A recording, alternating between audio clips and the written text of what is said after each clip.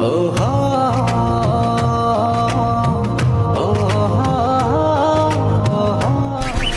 is this? কি এটা?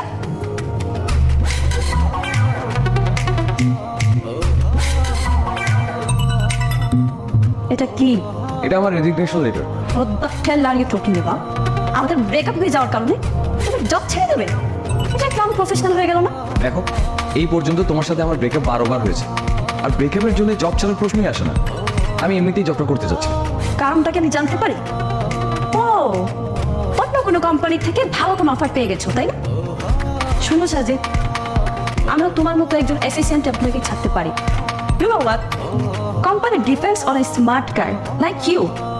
দরকার হয় আমি তোমার স্যালারি 1.5 গুণ বাড়িয়ে দেব। 1.5 গুণ বেতনে কোনো কাজ হবে না। ঠিক আছে, 2 গুণ বাড়াই দিলাম। 2 গুণ 4 গুণ কোনো গুণেই কাজ হবে না। আমি আসলে জবটা করতে যাচ্ছি, ব্যাস। আমি বেকার হতে চাই। What nonsense! যেখানে মানুষ চাকরির জন্য পাগল হয়ে যাচ্ছে সেখানে তুমি বেকার হতে চাও? Are you mad? No I am not.